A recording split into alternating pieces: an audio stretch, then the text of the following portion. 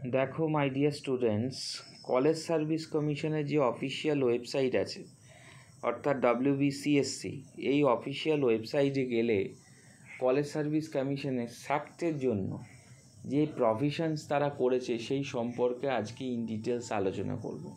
অর্থাৎ স্যাক্ট বলতে কাদের বোঝায়? স্যাক্ট হচ্ছে তারা, অর্থাৎ যাদের স্টেট এইডেড কলেজ টিচার, অর্থাৎ গভর্নমেন্ট এদেরকে দুটো স্কেল দেয়, স্যাক্ট 1 এবং স্যাক্ট 2 এই অনুযায়ী, এবং ইন ডিটেলস যে provisions regarding the recruitment of assistant professor, এটা তোমরা কলেজ সার্ভিস কমিশনের যে নোটিফিকেশানটা দেয় সেই নোটিফিকেশানে কিন্তু ইন ডিটেলস সম্পর্কে তোমরা জানতে পারবে। তো এই প্রকার কোনো প্রকার ধারণা বা চিন্তা কারণ নেই, অফিসিয়াল যে নোটিফিকেশানও তোমরা জানতে পারবে। তো এইটা কি বলতে চেয়েছে এই সম্পর্কে আজকে আলোচনা করব। দেখো কি বলছে, for the approved state aided college teacher, অর্থাৎ যারা স্যাক্ট হিসাবে the upper age limit for applying the post to the post of assistant professor 47 years on the 1st January of the advertisement.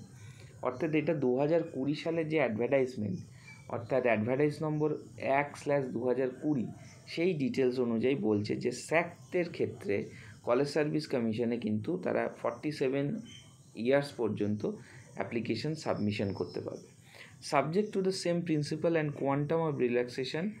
এই যে will be counted the basely 47 years the category of the candidates. তো এইটা হচ্ছে স্যাকদের provision. এমন না যে তুমি এটা ভেবো না যে তুমি পারবে না, সেটা না, এটা হচ্ছে স্যাক যারা স্টেট এইডেড কলেজ টিচার তাদের জন্য।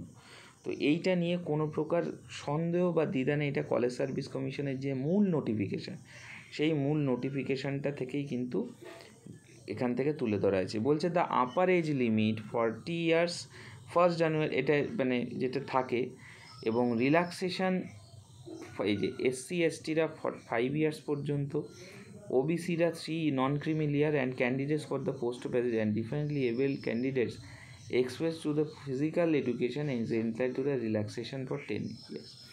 অর্থাৎ 18 থেকে 40 বছর পর্যন্ত, মানে 40 বছর হচ্ছে ম্যাক্সিমাম লিমিট।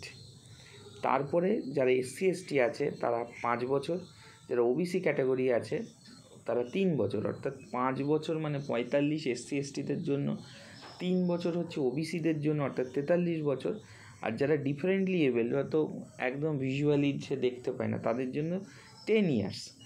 সেই 10 years কিন্তু তাদের রিল্যাক্সেশন আছে। আর কি দিয়েছে প্রভিশনস দেখো, বলছে এক্সেপশনালি, কি বলছে, exceptionally qualified overaged candidates having PhD degree.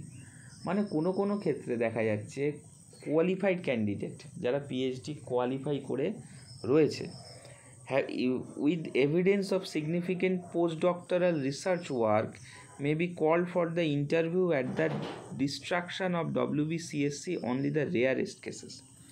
মানে এবং এর সাথে পোস্ট ডক্টরাল কিছু ওয়ার্ক তারা করেছে, সেই post doctor may be call for the interview, তারাও ইন্টারভিউতে কিন্তু ডাক পাবে।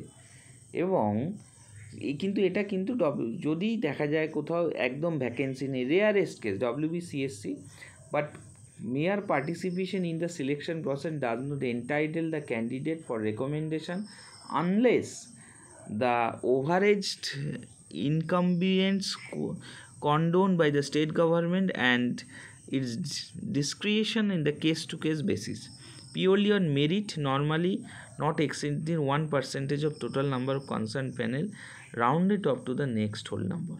তো ইন ডিটেলস এখানে কিন্তু কলেজ সার্ভিস কমিশনের যে অফিসিয়াল ওয়েবসাইট আছে সেই অফিসিয়াল ওয়েবসাইটে কিন্তু ইন ডিটেলস যে প্রসিডিওর, সেই প্রসিডিওর সম্পর্কে কিন্তু জানিয়ে দিয়েছে। তো তোমাদের যারা এই বিষয়টা জানতে না, তো তাদের ক্ষেত্রে বা তাদের উদ্দেশ্যে বলবো, এই বিষয় নিয়ে কোনো প্রকার দ্বিধাগ্রস্ত হয়েও না।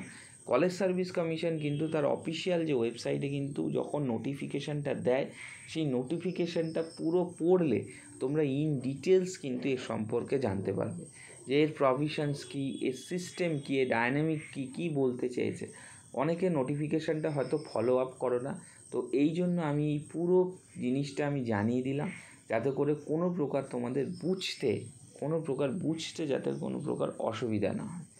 আর এছাড়া কলেজ সার্ভিস কমিশনের যে খুঁটিনাটি অন্য কিছু যে কোনো জিনিস তোমার যদি জিজ্ঞাসা থাকে তোমরা আমাদেরকে জিজ্ঞাসা করবে, আমি অবশ্যই চেষ্টা করব তার অ্যান্সার করার।